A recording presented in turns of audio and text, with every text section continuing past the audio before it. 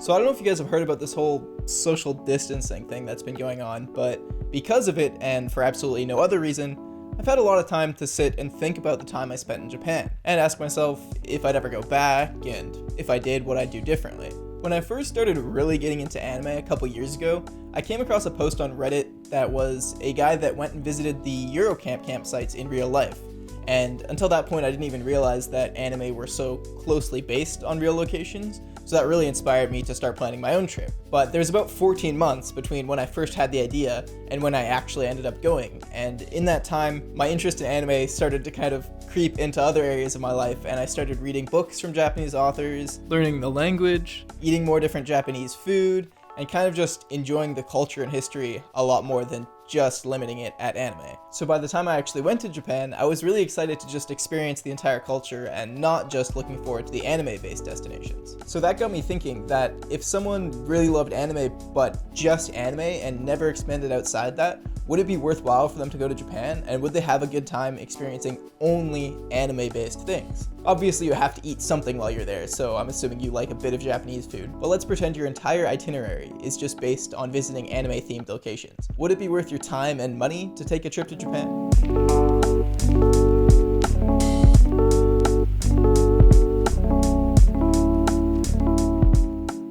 I imagine most anime fans that are looking into taking a vacation to Japan are interested in a couple things. First is the widespread idea that since anime is more mainstream in Japan, you'd kind of feel like you fit in there a bit and feel at home. Second, it's pretty hard to come by anime merch in North America aside from a few really popular shows like My Hero Academia or Naruto. So people want to travel to Japan so they can fill a suitcase with clothing, anime statues, Blu-rays, manga, pretty much everything you could think of.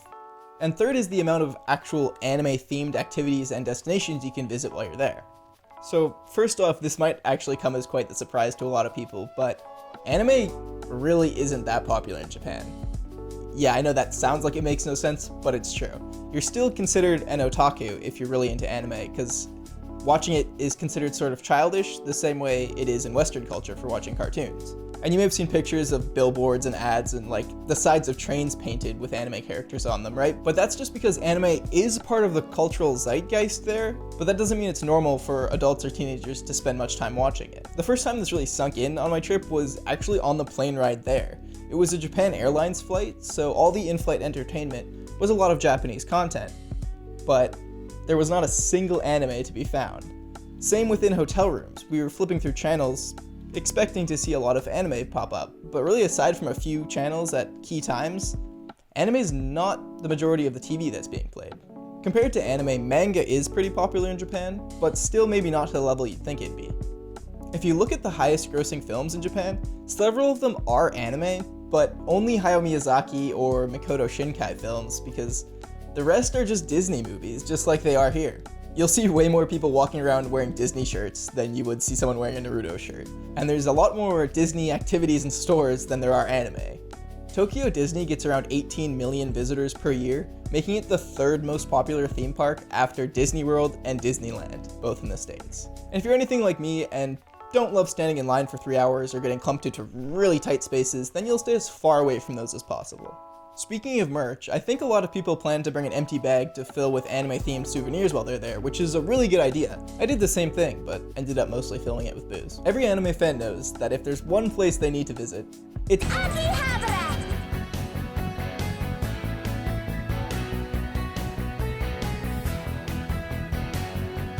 an entire city based around selling anime merch, and it does not disappoint. It is just filled with multi-story anime merch buildings, and mostly it's just waifu figurines, but there is some other things you can get as well. But keep in mind, it is mostly for popular shonen. It's pretty tough to find merch for more niche shows. Like, I'm a huge fan of K-On!, and even though I spent hours exploring Akihabara, I only found a couple pieces of merch, and it really wasn't what I was looking for. And this probably goes without saying, but none of the anime or manga is translated, meaning the Blu-rays don't have subtitles, and bookstores don't carry translated manga.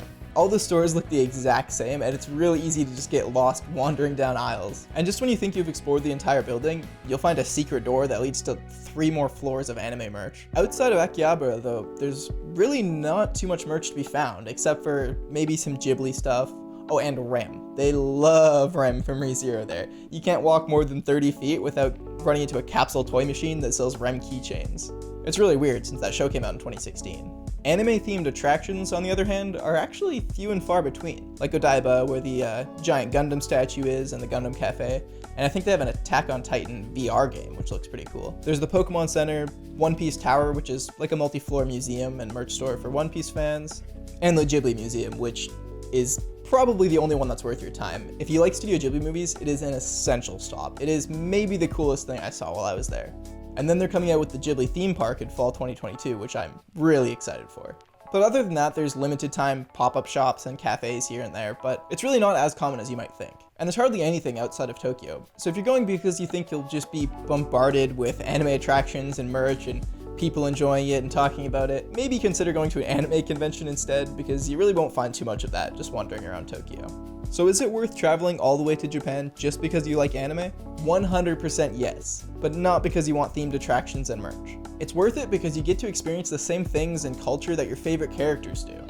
Whether you're visiting convenience stores or walking into back alley bars, finding random festivals, if you're lucky seeing some fireworks, or going into karaoke rooms, doing any of the things I mentioned in my 5 ways Japan is exactly like anime video, it all feels so familiar because you've seen it on the screen so many times. I based my entire trip around visiting the real life locations that anime are based on, and that is something I cannot recommend to you enough. It's so much more of a unique and real experience than going to any of the manufactured anime-themed attractions, and it's also a great way to find hidden merch shops for stories you really like K-On! In Toyosato or Yuru Camp in Yamanashi. Both places I really recommend you check out. Planning your trip around visiting the locations that anime are set versus visiting anime-themed locations is such a better way of doing it and will really take you off the beaten track so you aren't just stuck doing the same tourist activities that everyone does. Driving on the wrong side of the road through mountains to visit some weird lake from your camp, or going to an elementary school converted into a museum in the middle of nowhere can be kind of nerve-wracking, especially if you don't speak the language at all. But those experiences are so much more rewarding than waiting in line to see a statue.